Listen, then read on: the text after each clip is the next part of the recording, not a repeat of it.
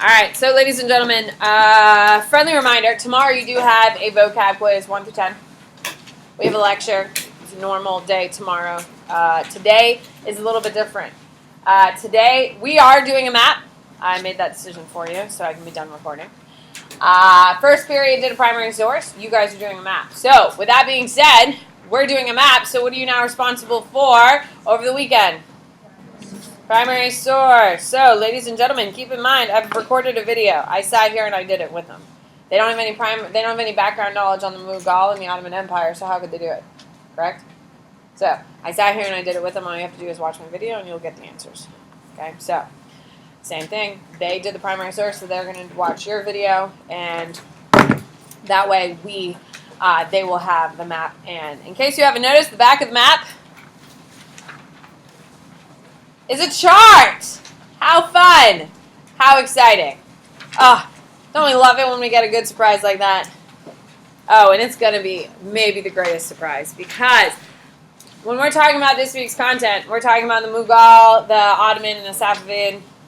That's the map. Woo.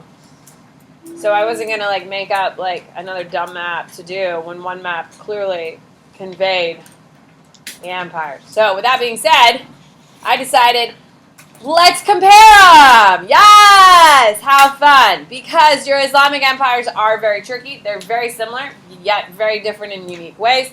And there's 20 names you need to know. So we're going to simplify the content to make it easier for us to process. Sounds good?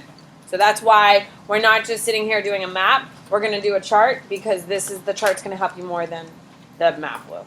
And I think it's important for you to visually see things, but the chart will help.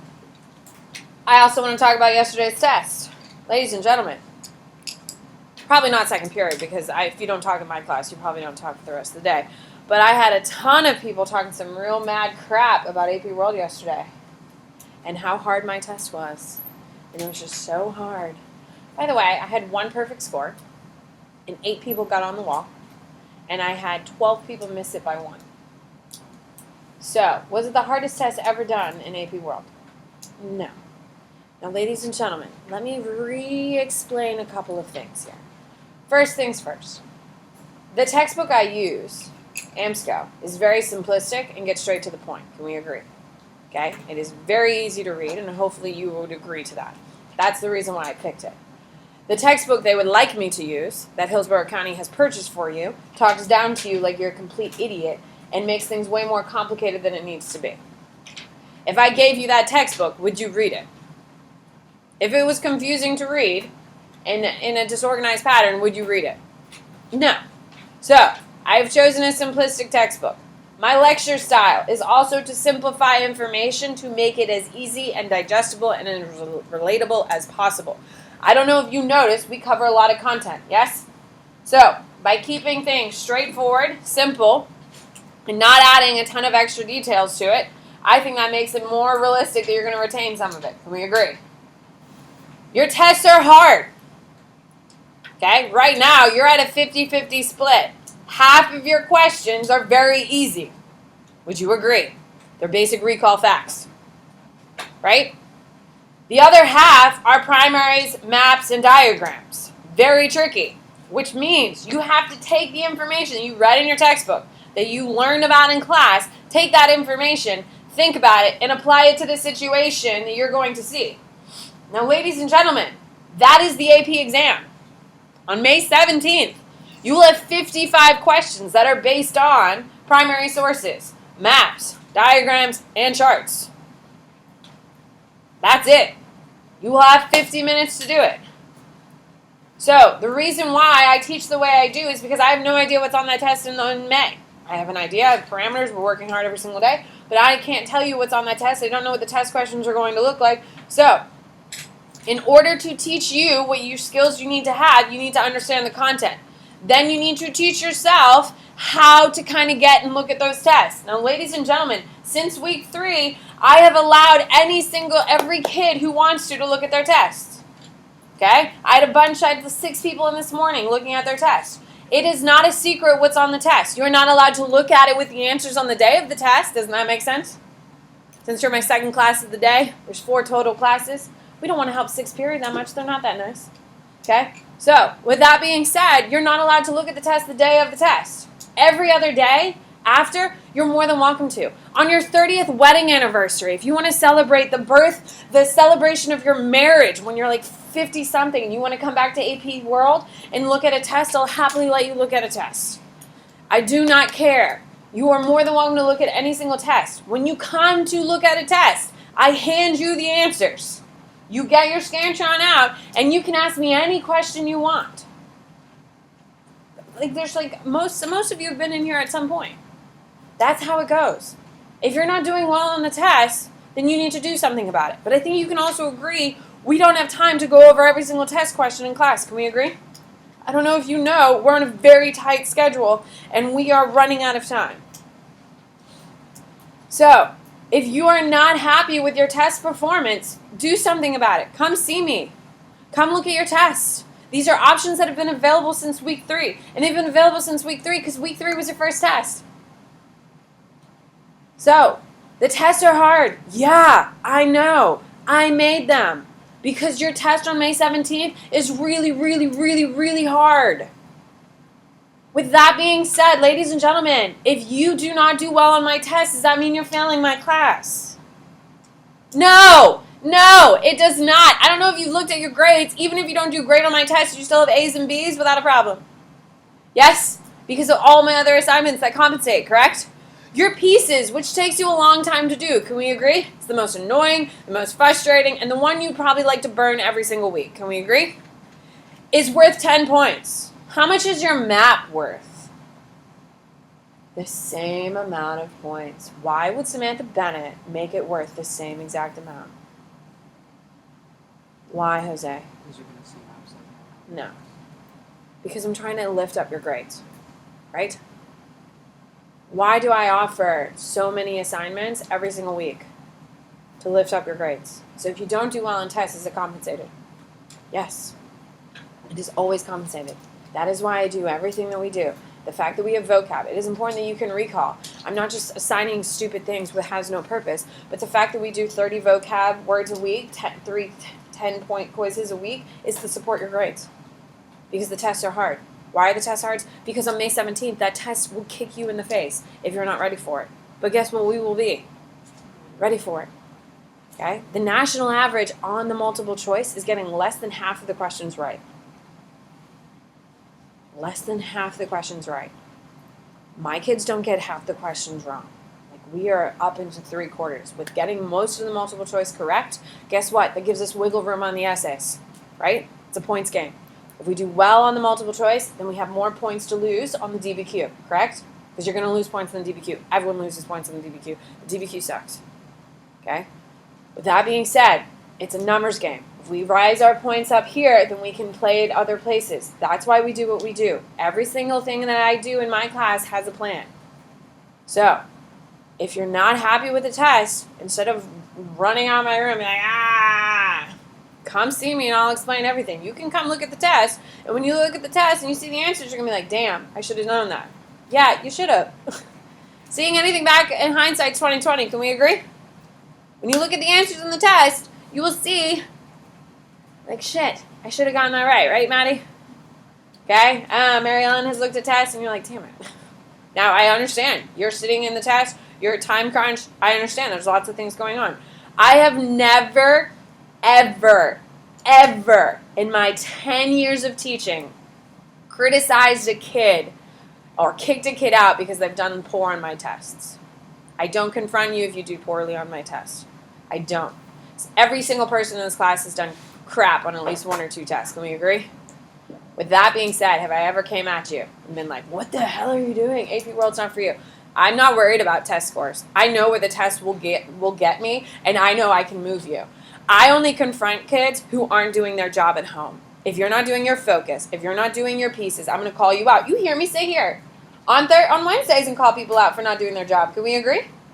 That's what I care about. That is manageable. You make a decision about that. Test taking, that's a skill, and that will come, and I know I can get you there. Okay? I know I can get you there. It's the hard work at home that if you're not doing that piece, I have no tolerance for. So if you're like freaking out about test scores, please note that Samantha Bennett is not. When I freak out, then we can all freak out. And I'm dramatic.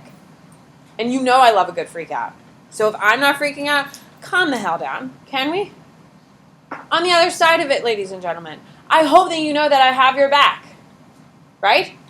With all the points that I give to compensate for low test scores, you need to realize I have a wall of A's. Is it because it's common or uncommon? Yeah. So if A's were supposed to happen for every kid every single week, why would I torture myself and put names up there? Would that make any sense? No, it doesn't make any sense. It's uncommon. You should be in the 40s on your weekly test. High 30s, 40s. If you're in your 40s, you are doing fantastic, and I am so proud of you. Keep it going, little friend. You're going to kill it. I believe in you. If you think because you didn't earn an A on a test that everything sucks, everything is in shambles, then you are looking at life wrong. And it is going to be a long, hard road for you going forward. Okay? A 40 is a great score. High 30s in your 40s, you're killing it. Be proud. A's are rare, which is why there is a wall that a grown woman who doesn't have a ton of time because I got a second job doodles your damn name and puts it on the wall. It's not that common. Okay? So, have faith in me. I also know that I've been doing this for 6 years. Do I know that grades typically go down second semester because the expectations go up second quarter? Do you think I know that? Yeah. Haven't I been telling you guys have been doing exactly what you need to, and don't I always have your back? So, every second quarter, I offer extra credit. It's always around Thanksgiving. We do a food drive, which benefits our community. So guess what's happening starting tomorrow? A food drive to give you points. It happens every single year. Last year, we donated over 2,000 pounds of food to Metropolitan Ministries. Okay? I have your back. It's going to work out. Calm the hell down. And do your damn cozy homework, please. Because she came over here pissed off. Like, why? Did you have a test today? I have a test every Wednesday, Cozy. She's like, well, none of my kids did my homework because they were doing your homework. And I was like, well, they're idiots. And I will throw you down. I'll throw the bus over you, people. Like, push you down, let the bus run over you, and back up and run back over you. Because I tell Cozy, and I've told Cozy this for the last 6 years I've been here at Plain High School, that my kids get their assignments a week in advance. So that is your poor planning, not mine. And if you try throwing Samantha Bennett under the bus, you know I'm coming for you. Do your damn cozy homework. She's one of my only friends. Okay? Piss off some other teacher who I don't care about. But don't piss off Cozy. Do your damn homework. You have my homework. We're 13 weeks of the same damn pattern. Can we agree? If you're struggling with the pattern at this point, what the hell? So are we breathing? Can we calm down? Because all of you people were just full rage yesterday. It wasn't that hard of a test in the grand scheme of things. It wasn't my lowest average. I don't know what is going on. But yesterday, you all just exploded in a ball of, I don't even know, just rage. Which, it wasn't even good rage either. You know what I mean? It was just petty rage. And that's annoying. Is everyone clear on what the expectations are? Does everyone understand that the test won't kill you? They're supposed to challenge you. And you're more than welcome to come in and check your score at any time for any test you ever want to see. Like, I know what I'm doing. I'm one of the top 10% teachers in the country. I know what I'm doing. Have faith in me, please. Yes? And calm the hell down. What, Zayna? What time do your girls I'm in my room 7:45 every single day. I get here at 7:30, but I have to go check my mailbox. 7:45. During your lunch, you can come check. Every day except Fridays, you can stay after school and check your answers. Fridays, like, I want to go home. Right? Like, that makes logical sense. So, you can come check your tests. I don't care. I'll answer any question you have. It just cannot be on test day. You ask to see an answer on test day, I'm going to tell you no. That makes logical sense. Can we agree? But if you want to look at week 3's tests today, I'll show you week 3's test. I don't care. You can look at anything you want. It is not a mystery. It's not a surprise. They're not hidden.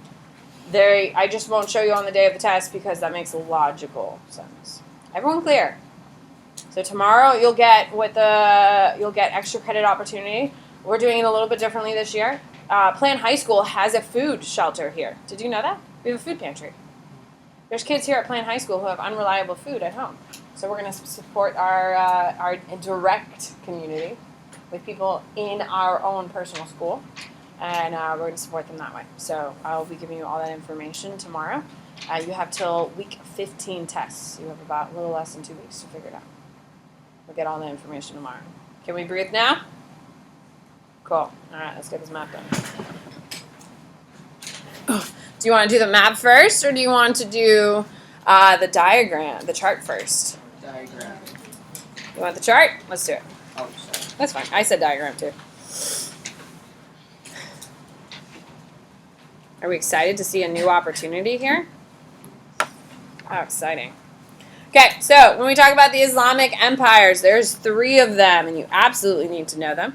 You absolutely need to know what makes them unique. So, first one, of course, is the Ottomans. You need to know they are in the Western Middle East, Eastern Europe, and North Africa. Okay, the major leaders. The first one. Now, ladies and gentlemen, this is how much you're writing. Okay, so should you write big or small? Small. Okay, so your first person is Osman, Osman, Bey. He is the founder of the Ottoman Empire.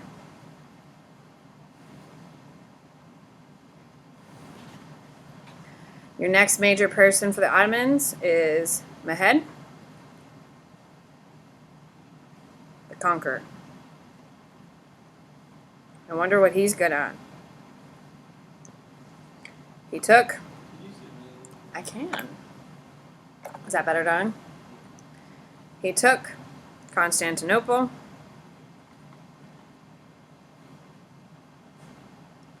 in 1453. He took parts of Russia, parts of Europe, just kidding, of Europe, and Prussia. Prussia's coming. And Persia. Parts of Europe and Persia. Then you have Suleiman the Magnificent.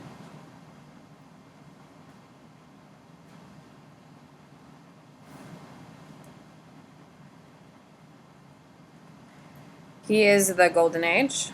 What do we mean when we say Golden Age? What do we mean by that? Daniel? The age of historians think it's the best time to be able to be living, right? Yeah, that's the highest cultural achievements, the largest military achievements. It's the best time to be there. So, led the Ottomans to be a naval power. Okay, so Suleiman the Magnificent is going to turn a desert people into a naval power, which I think we can agree is pretty damn impressive. And then we have Khayr space Aldin space Barbarossa. And by hearing Barbarossa, you should immediately think he's what profession? He's a pirate. Well, he's a former pirate.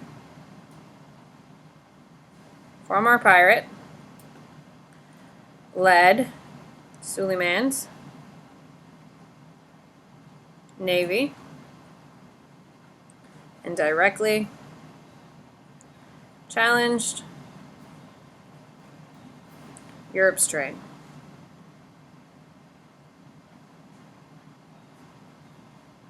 There you go. So, major accomplishments. You need stars. You need to know they last the longest.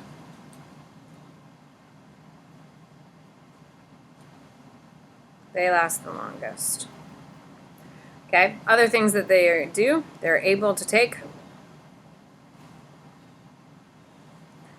European territory,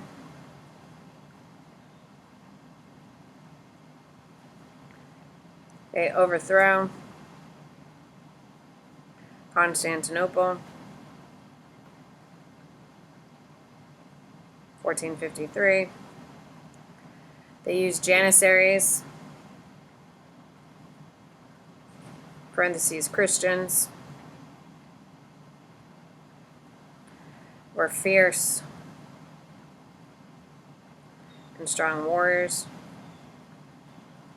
It's a big part of their whole thing. And they are the ones to first develop cannons. Developed cannons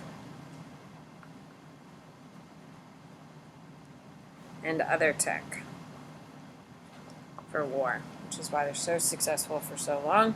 Cause of decline. You need to know they will eventually oppose new technology. Specifically, they are going to reject this new movement called industrialization. What was a big mistake to reject? Industrialization, yeah. Janissaries rebelled, and gained support throughout other classes. That's going to cause a huge collapse. And they have a very expensive military.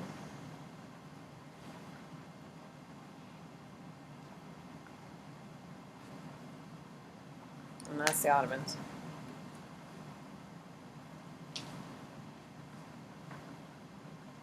Don't you feel like you already know them already? How wonderful. Don't we love sharks? Alright. Safavid, here we go. Eastern, Middle East, to Hindu Kush Mountains.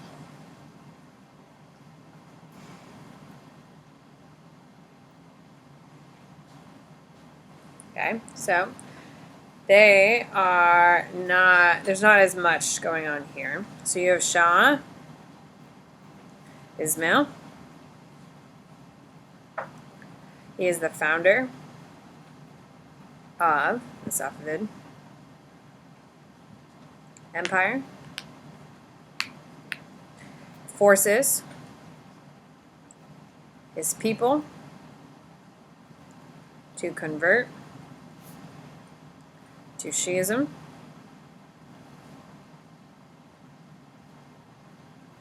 Loses the battle of Chaldiran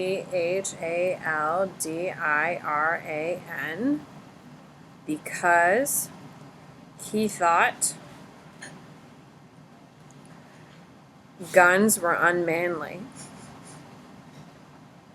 He thought using swords made them stronger. Yeah, how do you think that went for his army? They died. The second period, I know you have no thoughts, but they all got massacred. Yeah, I know. Most people would be like, damn, that's crazy. But not second period. Shah Abbas the Great. He also throws a guy out the window and then goes down 3 floors, picks the guy up, and then throws him out the window a second time. Oh, that gets a response. What do you got? Did you know that that term, killing someone by throwing them out of a window, is actually called defenestration? No, that's not something I would know. Shah Abbas the Great moved the capital, increased gunpowder,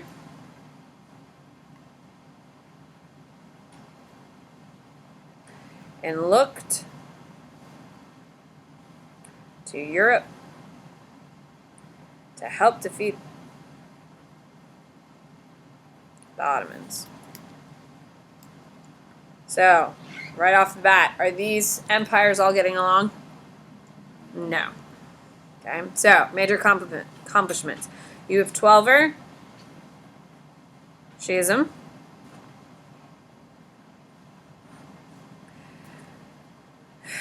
They believe that there are only 12 infallible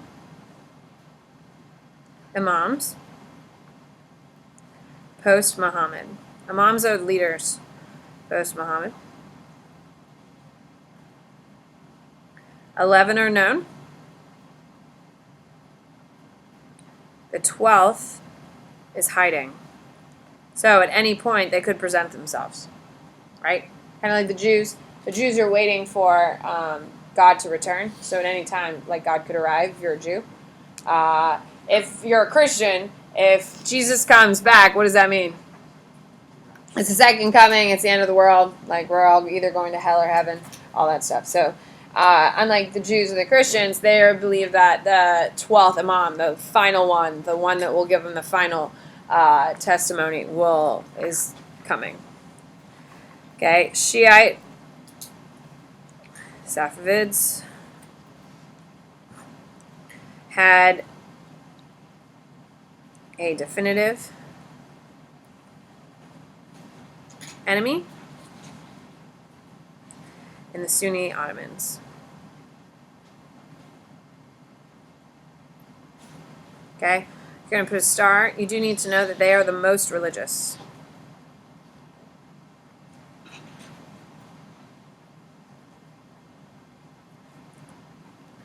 All right, so cause of decline, conflicts between Sunni and Shiite, inside and outside the empire.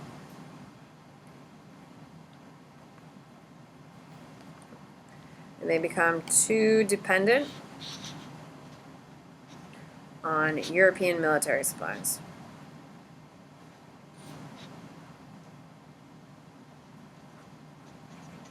So when the Europeans stop selling it to them, what happens? They collapse. Okay, and then we have the Mughal. You need to know they're located in northern India. First dude you need to know is Babur, the tiger. Claimed descent from Genghis Khan. Who is Genghis Khan? Hello? Yeah, leader of the Mongols, people. Come on. And Tamerlane, who is also a major ruler. Not historically, but we know his name, but we don't really care about him. He wanted to build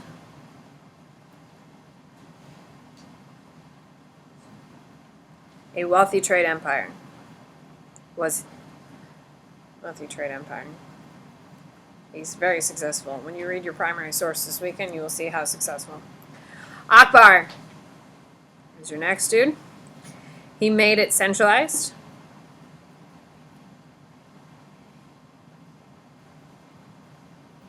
He was religiously tolerant.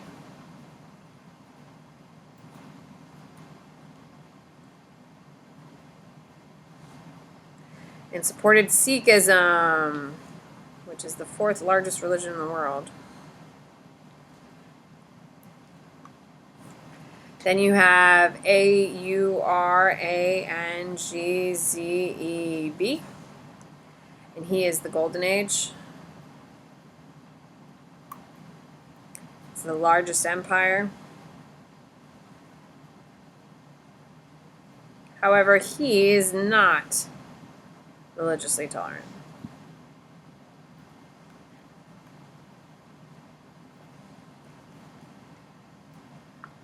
All right. Major accomplishments, of course, you need to know Taj Mahal, built by Shah Jahan for his dead wife.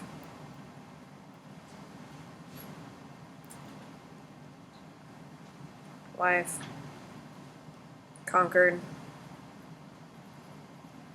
Oh, it's here. Skip. Conquered most of South Asia.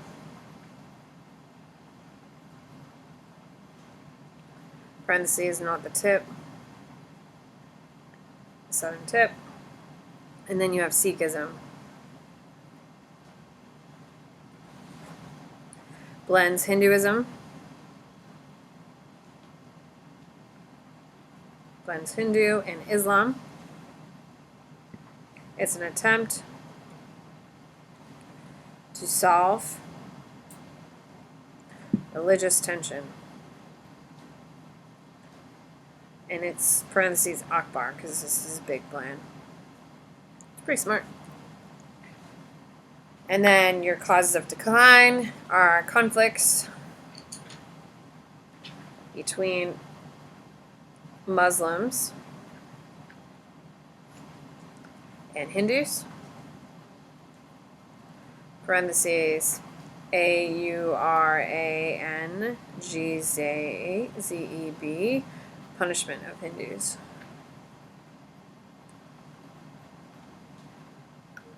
Perfect.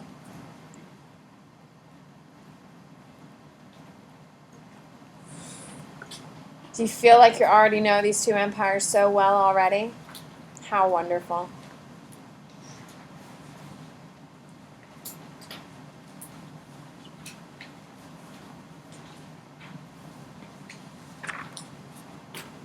Three, two, one. All right, here we go. Indian Ocean, Arabian Sea, Bay of Bengal,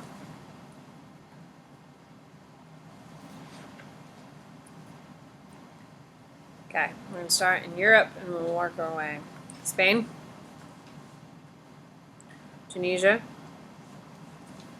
Algeria, Cairo, Egypt. We have Lebanon. We have Medina. We have Mecca. We have Yemen. We have Aden.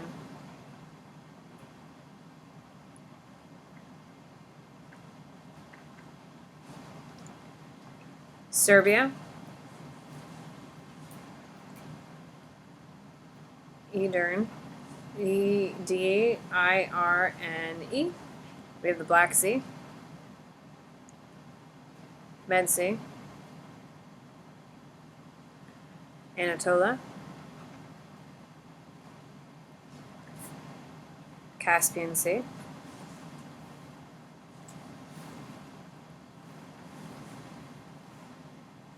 Syria.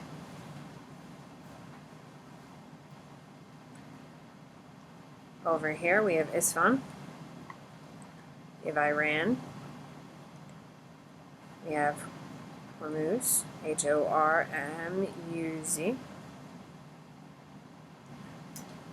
Okay. Do the best you can. It does not need to be perfect, but try, please.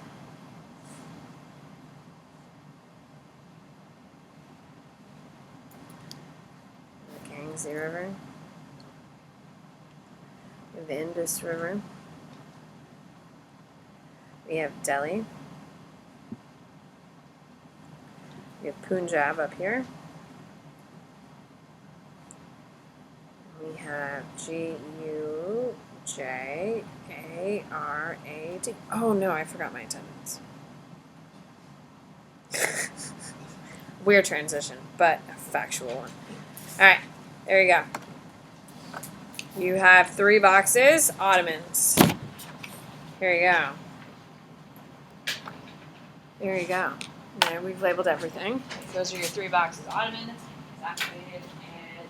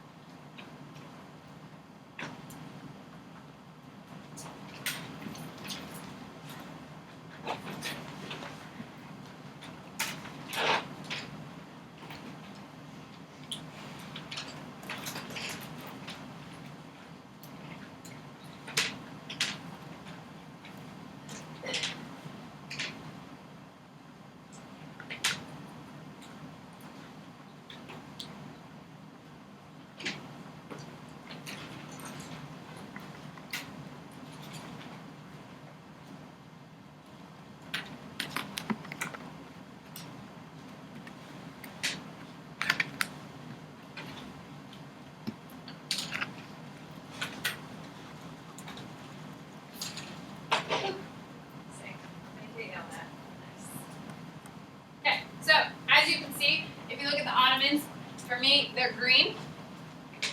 Okay, as you can see, the Ottomans are going to have a pretty expansive territory. This is obviously at their peak. They are going to conquer a lot of North Africa, of course, to Egypt. And they're also going to cover Turkey, a lot of your central and western Middle East. And, of course, they go into Europe. So does that tell you that they're pretty powerful? Hell yeah. Okay. So when you think about it, do you ever think Greece controlled by a Muslim empire? No, but it definitely happened. It happened for about 300 years. Okay, then you have the Safavid. They are going to be in the Middle Empire. They're the ones caught in the middle. However, they are doing well on trade. They are going to be Shiites, while the Ottoman are Sunni. The Sunni do not force a religion, but most of their people are Sunni because most Muslims are Sunni. And so that's going to cause a ton of conflict between the two. And then, of course, you have the Mughal Empire. The Mughal is going to be in northern India. As you can see, they do conquer most of the subcontinent. However, they do not conquer all of the subcontinent because the southern tip of India is almost impossible to conquer just because those Hindus, man, they are hardcore. And even the British are going to struggle with them when they come in with gunships and all that stuff and take over India, coming up real soon in our content. So yeah, that's your three gunpowder empires. Do they get along? Are they similar? Yeah, pretty similar. They're all trading empires and stuff like that. They're all pretty military advanced. However, they do not get along, and they're going to be rivalries. What do you got, Zena? What does that say right there about Indus against Kabul? Kabul? Like right next to it. Oh, it is Gandahar. And then you have Kabul way up here. Perfect. So, there is your map. Sorry, I didn't get to color with you, but it's not a hard map to color. There you go. Not too bad. Now, the Ottoman Empire will eventually inherit the name the Old Man of Europe because, as you've heard in our little explanation, the Ottoman Empire is going to be slow to adopt new technology once they get going here, and they're going to reject industrialization. Well, the Ottoman Empire officially collapses in 1917. They officially die in World War I because they pick the German team, and spoiler alert, the Germans lose World War I. So after World War I, they take all of the Ottoman territory and they divide it amongst the victors, the British, the French, and the Americans. And all that territory will go to them. And guess what is in that territory? Today, it's incredibly valuable. Huh? No one's like, ooh, constant. How about oil, people? Yeah, oil. So they're going to carve up the Middle East for the oil. How's that going to go long term? Is that going to create positive feelings with the Middle East and the West, or is that going to cause up a lot of hostility and anger? Oh, yeah. So that's coming up pretty damn quick here. So, but yeah, that's your three Islamic gunpowder empires. The reason why they're called gunpowder empires is because the Mongols are going to take the technology from the Chinese and then they're going to spread it, and these gunpowder empires are going to spread it westward. The reason why they're all military advanced and been able to take all the territory that they do is because they're the only ones for a while who have guns. Hence why they become so powerful and so influential. But then eventually everyone else gets guns, and guess who loses power? They do. So the reason why Europe gets guns is because of exposure to the Ottoman Empire. And they figure out that technology, and then they use that technology to go to America, and then they, kill everyone over there with guns and diseases. How much time do I have? 5 minutes? Okay.